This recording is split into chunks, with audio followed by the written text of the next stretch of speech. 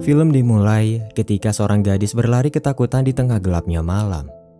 Dia menyusuri hutan di gunung yang sepi sembari menoleh ke arah belakang sebelum akhirnya dia tersandung dan jatuh. Dengan wajah penuh luka dan tubuh yang lemas tak berdaya, gadis itu meminta tolong sebelum akhirnya bertanya sendiri, adakah seseorang di sana? Gadis itu adalah Suyeon, seorang siswi berusia 16 tahun yang kerap kali dibully oleh teman-teman sekolahnya. Suyeon hidup seorang diri, di mana ibunya sudah meninggal dan ayahnya fokus bekerja di luar negeri dan tidak begitu memperhatikannya. Hal itulah yang mempersulit detektif untuk menyelidiki apa yang sebenarnya terjadi setelah mereka menemukan Suyeon tidak sadarkan diri di hutan malam itu. Di rumah sakit, Suyeon terbangun dan dia nampak bingung. Detektif menghampirinya untuk menggali informasi apa yang sebenarnya terjadi, tapi dia bungkam karena trauma yang sangat mendalam. Guru sekolah Suyeon datang menjenguk dan dia nampak begitu mengkhawatirkannya. Guru itu membawa beberapa orang tua murid yang mengejutkannya mereka adalah orang tua dari tersangka terhadap tindak kekerasan yang dialami Suyeon. Detektif berkata bahwa anak-anak mereka membawa Suyeon ke arah gunung dan semuanya terekam CCTV. Para orang tua membela bahwa anak mereka tidak bersalah karena tidak ada bukti yang kuat yang memperlihatkan tindak kekerasan tersebut.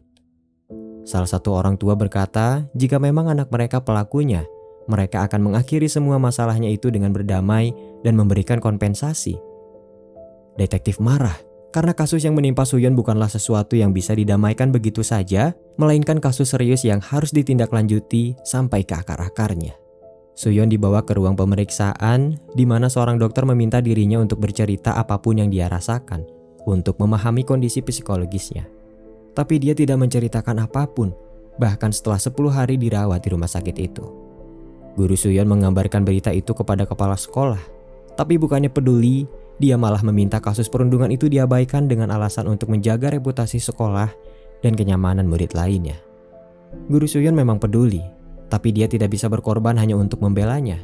Oleh karena itulah dia terpaksa mengikuti perintah kepala sekolah dan tetap bungkam. Di rumah sakit, detektif menerima panggilan dari rekan kerjanya yang berkata bahwa usahanya menyusul ayah Suyeon ke luar negeri tidak membuahkan hasil. Ayah Suyeon tidak banyak berkomentar. Bahkan dia tidak peduli dengan apa yang terjadi kepada putrinya itu. Kontribusinya hanyalah sebuah materi dan akomodasi yang dia siapkan untuk Suyeon. Ayah Suyeon memang kaya dan bergelimang harta, tapi bukan itu yang diharapkan Suyeon di saat-saat seperti ini. Karena tidak menemukan informasi apapun, rekan detektif berkata bahwa kasus itu akan dialihkan kepada tim lain. Di ruang rawat, Suyeon merasa putus asa dengan semua penderitaannya. Dia memutuskan untuk mengakhiri hidupnya dengan melilitkan kabel infus ke leher dan menariknya sekuat mungkin. Tiba-tiba, seorang wanita yang tidak diketahui asal-usulnya datang menghentikan Suyeon. Dia mengakui dirinya sebagai Kang Il-yong, seorang guru konseling yang diminta polisi untuk menangani kasus Suyeon. Il-yong mengungkit masalah Suyeon dan terus menyulutnya supaya dia mau bercerita, karena hanya dengan begitulah semuanya bisa diatasi. Namun, perasaan trauma seakan menghalangi Suyeon untuk menjelaskan apa yang sebenarnya terjadi. Il-yong menitip pesan untuk tidak mati kepada Suyeon, karena dia akan datang lagi untuk membantunya. Di malam itu Suyeon bermimpi. Dia berlari di hutan yang gelap dan menemukan dirinya yang sudah mati. Terbangun karena kaget, Suyeon merenungkan perkataan Il-yong yang akan kembali dan membantunya. Keesokan harinya, seorang gadis datang menemui Suyeon di rumah sakit. Dia adalah Kyujin, sosok perundung Suyeon yang sudah melukainya di malam itu. Suyeon diam terpaku dalam ketakutan dan dia tidak berkata sepatah kata pun saat Kyujin memberikannya seragam sekolah baru. Tentu itu adalah kemunafikan yang ditunjukkan Kyujin berpura-pura peduli kepada korbannya sendiri. Dengan tawa yang jahat, Kyujin memberikan kabar bahwa Suyeon akan segera dipindahkan dari sekolahnya. Dia juga mengancam Suyeon untuk tidak melaporkan kasus itu kepada polisi. Lebih jahatnya, dia membeberkan rumor tentang ayah Suyeon yang tidak peduli kepadanya. Kyujin pergi dengan muka duanya saat suster datang ke ruangan Suyeon. Tanpa dia sadari, Il-yong sudah menunggu dari luar dan mendengar semuanya. Il-yong mengantar Suyeon menuju apartemennya. Dia juga menawarkan dirinya untuk menemani Suyeon jika merasa kesepian. Walaupun sempat ditolak, Suyeon akhirnya menerima Il-yong dan bertanya kenapa dia mau membantunya. Il-yong sendiri paham betul bahwa Suyeon sangat membutuhkan sosok orang dewasa yang bisa memahami kondisinya saat ini. Il-yong menemani Suyeon makan dan berjalan-jalan di sekitar pemukiman warga. Saat itu Suyeon melihat seseorang yang dia kenal lalu mengejarnya. Il-yong mengikutinya dari belakang, mengambil jalan yang berbeda dan tanpa disengaja dia lebih dulu berpapasan dengan orang itu. Terkejut saat melihatnya, orang itu tampak terlihat sangat mirip dengan Suyeon. Dia adalah Juyeon, kembaran Suyeon yang sudah lama terpisah. Dia adalah kebalikan Suyeon di mana sifatnya sangat kasar dan tidak ragu untuk melakukan tindak kriminal. Suyeon tidak menyangka bisa bertemu lagi dengannya setelah ibu mereka dinyatakan meninggal. Juyeon tidak terkejut, bahkan dia berkata tidak peduli dengan status persaudaraan tersebut. Juyeon pergi meninggalkan mereka berdua dengan muka sinisnya. Di malam itu, Suyeon bercerita kepada Il-yong bahwa dahulu ibunya bercerai dengan sang ayah saat dia hamil, tapi dia tidak menyadarinya. Setelah mereka berdua terlahir dan berumur 4 tahun, ibu Suyeon terpaksa memberikannya kepada sang ayah karena tidak sanggup menanggung beban ekonomi. Suyeon berusaha memahami itu dan menerima semuanya hingga saat ini. Setelah ibu mereka meninggal, Suyeon berusaha mencari kembarannya tapi dia tidak pernah berhasil. Keesokan harinya, Il-yong mencari Juyeon di daerah pemukiman sebelumnya dan mengikutinya saat dia pergi ke toko kosmetik. Juyeon mencuri sebuah lipstik di toko itu dan Il-yong mengetahuinya. Setelah mengikutinya dari belakang, Il-yong menghampiri Juyeon dan memperkenalkan dirinya. Il-yong menceritakan kasus perundungan yang dialami Suyeon kembarannya itu. Il-yong secara terang-terangan meminta bantuan Juyeon untuk mengatasi kasusnya tersebut. Karena sebagai guru konseling, ada beberapa hal yang tidak bisa dia lakukan. Il-yong bercerita bahwa dulu dia juga pernah dibully dan semuanya masih terasa sangat jelas. Luka yang ditinggalkan begitu sulit untuk disembuhkan. Dia bahkan tidak menyangka akan bertahan sampai sejauh ini. Saat melihat Suyeon, Il-yong mulai menyadari bahwa kasus perundungan pada dasarnya akan terus terjadi dimanapun dan kapanpun itu. Dan dia berharap Suyeon bisa bertahan sama seperti dirinya. Juyeon menolak karena dia tidak peduli bahkan tidak mau memahami posisi saudara kembarnya tersebut. Il-yong terpaksa mengancam Juyeon dengan kasus pencurian yang baru saja dia lakukan di toko kosmetik. Il-yong juga menawarkan uang sebagai imbalan jika dia mau membantu. Merasa tidak ada pilihan lain, Juyeon terpaksa mengikuti kemauan Il-yong. Di malam itu, Juyeon dibawa ke apartemen Suyeon dan dia tidak menyangka kembarannya itu hidup dalam kemewahan. Il-yong memintanya untuk tinggal di apartemen selama rencana berlangsung, di mana rencananya adalah bertukar kehidupan.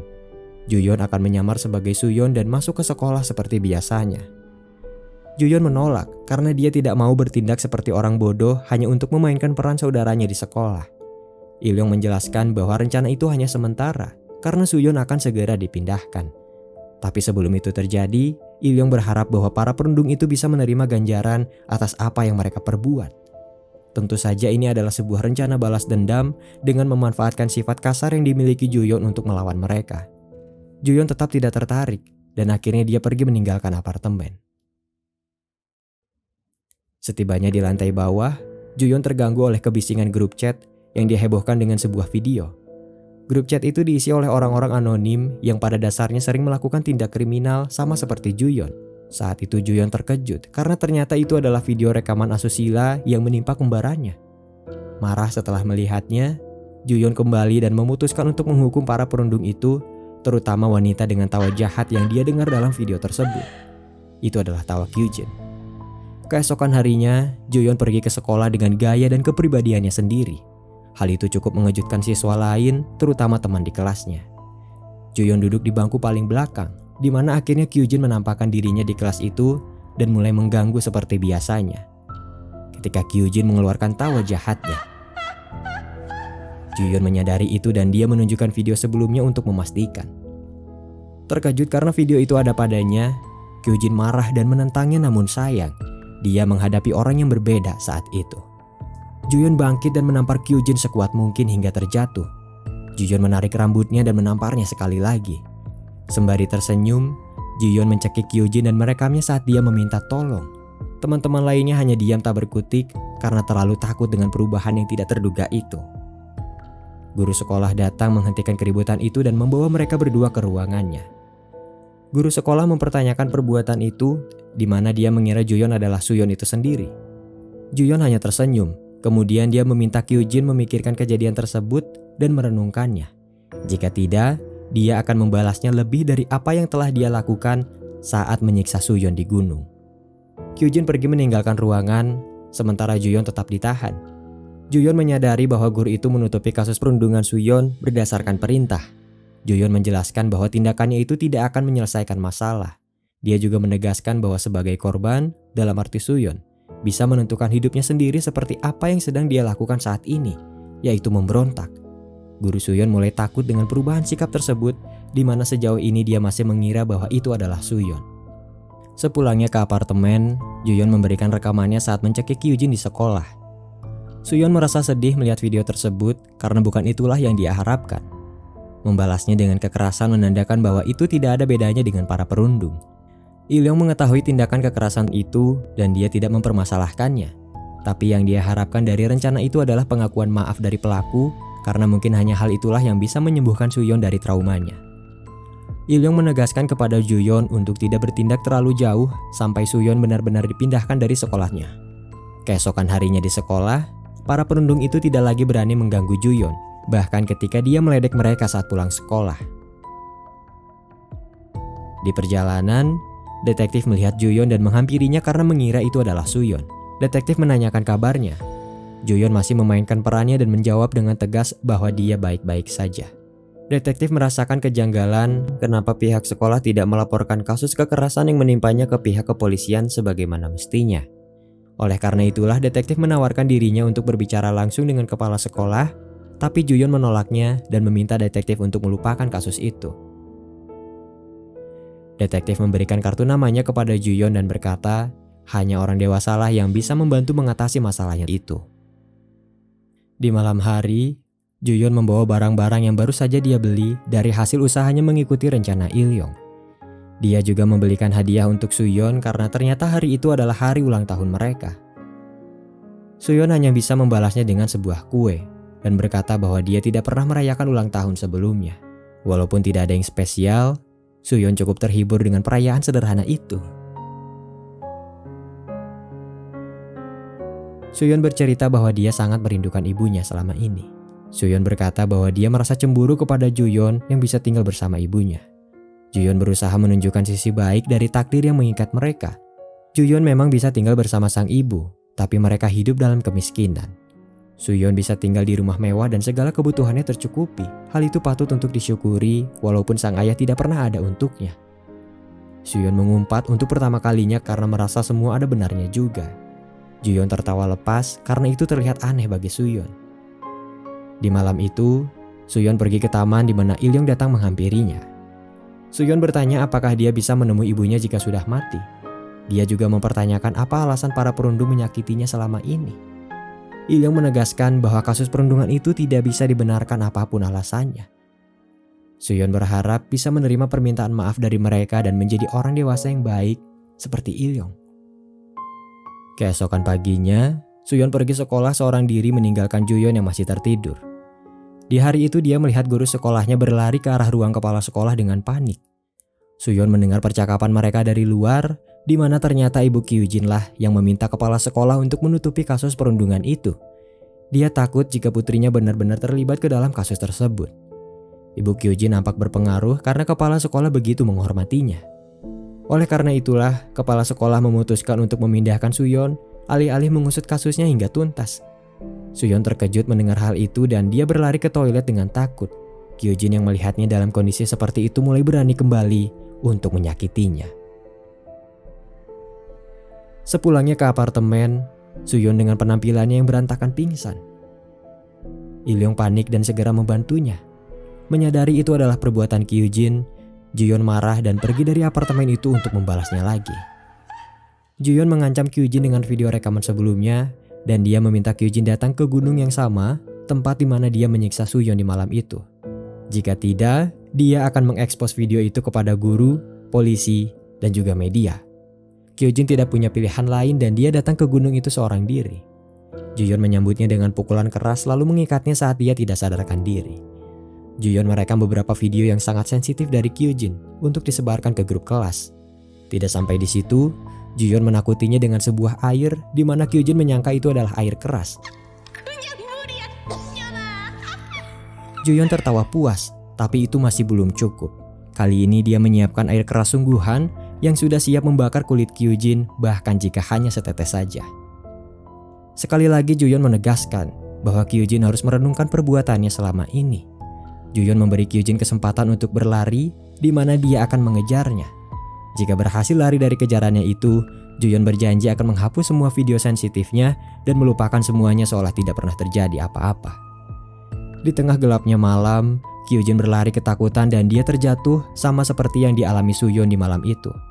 Juyeon mengejarnya, di mana Suyeon juga datang ke tempat itu sesuai instruksi yang diberikan. Dengan hati lembutnya, Suyeon memohon kepada kembarannya itu untuk menghentikan perbuatannya. Suyeon berusaha menolong Kyujin karena bukan itu yang dia harapkan selama ini. Juyeon menghalanginya, mengingat Kyujin juga pernah melakukan hal yang sama kepadanya. Juyeon menjelaskan bahwa dia dan Suyeon adalah saudara kembar ketika Kyujin mulai bingung dengan situasinya. Ilyong datang ke tempat itu di mana dia mulai marah dan meminta Juyeon untuk menghentikan tindakan berlebihannya. Ilyong menelpon polisi dengan identitas lain dan berkata bahwa ada kecelakaan di gunung malam itu. Kyujin berhasil ditemukan dan dia dibawa ke rumah sakit dalam kondisi pingsan. Ibunya mengira bahwa itu adalah perbuatan Suyeon yang balas dendam dan melaporkannya kepada polisi. Detektif dan rekan kerja lainnya dibuat bingung karena Suyeon yang mereka tangkap berbeda dari sifat aslinya. Ketika Juyeon diinterogasi, Ilyong datang ke ruangan, tapi anehnya tidak ada satupun di antara detektif yang menyadari keberadaannya. Semua mata hanya tertuju kepada Juyeon dan memintanya untuk memberikan penjelasan terkait kasus tersebut. Namun karena tidak ada bukti dan penjelasan apapun, Juyeon terpaksa dibebaskan untuk sementara. Sosok Ilyong pergi di malam itu dan tidak pernah kembali. Juyeon keluar dari kantor polisi di mana orang tua Kyujin langsung menyerangnya. Ketika detektif memisahkan mereka berdua, ibu Kyujin bertanya kenapa Suyeon menyerang putrinya. Juyeon menampik dan berkata bahwa dia hanya mengajaknya pergi ke suatu tempat. Ketika detektif terus menyebutnya dengan nama Suyeon, Juyeon mulai marah dan mengakui penyamarannya. Dia berkata bahwa Suyeon yang mereka cari sebenarnya ada di rumah dan masih takut karena trauma. Juyeon yang sudah tersulut emosi berkata bahwa dia akan membunuh para perundung itu. Dia merasa kebal dengan hukum karena masih di bawah umur. Ketika ibu Kyujin bertanya siapa yang menyuruhnya, Juyeon menjawab bahwa guru konselinglah yang sudah merencanakan semuanya. Detektif semakin bingung karena mereka tidak bisa menemukan informasi apapun tentang guru konseling yang disebutkan Juyeon sebelumnya. Detektif mencoba menemui Suyeon di apartemen, tapi ternyata dia tidak ada di sana. Di saat yang sama, Kyujin yang pingsan di rumah sakit sudah sadarkan diri. Dia menerima karmanya dan mulai gila. Dia meracau berkata bahwa Suyeon berbicara sendiri saat menyerangnya. Mendengar kabar itu, detektif mulai menyadari bahwa Suyeon sebenarnya memiliki kepribadian ganda, di mana Juyeon dan guru konseling sebenarnya adalah dirinya sendiri. Setelah Suyeon disiksa di hutan pada malam itu, dia mengalami kecemasan psikologis dan mulai memanggil alter egonya sendiri. Suyeon tidak pernah ditolong guru konseling karena dialah yang melakukannya sendiri. Suyeon tidak pernah memiliki kembaran karena dialah yang memanggilnya sendiri. Semua itu muncul karena hasrat yang kuat di dalam dirinya. Suyeon ingin menjadi sosok yang kuat dan pemberani untuk melawan penindasan, maka muncullah kembarannya Juyeon. Suyeon berharap ada orang yang sama sepertinya, yang bukan hanya sekedar mengetahui, tapi juga bisa memahaminya. Maka muncullah guru konseling Kang Ilyong. Suyeon pergi dan menyelesaikan masalahnya sendiri setelah membalaskan dendamnya kepada Kyujin di malam itu. Detektif yang tidak bisa menyelesaikan kasus tersebut selalu bertanya-tanya, apakah Juyeon dan guru konseling itu nyata? Apakah mereka memang ada di saat Suyeon membutuhkannya? Jawabannya ada pada Suyeon, karena hanya dialah yang mengetahuinya. Waktu berlalu, Suyeon pergi menuju bandara ditemani oleh Kang Ilyong dalam imajinasinya. Sebelum pergi ke tempat yang jauh, dia mengungkapkan impiannya untuk menjadi guru konseling yang baik, sama seperti Ilyong. Film ini berakhir dengan fakta yang mengejutkan dan sangat tragis, di mana ternyata Suyeon sudah meninggal tidak lama setelah dia meminta tolong di hutan malam itu. Semua cerita ini adalah proyeksi dari harapan terakhir Suyeon yang sangat menginginkan bantuan dan sosok orang dewasa yang selalu ada di sisinya, yang bukan hanya mengetahui, tapi juga memahami masalahnya.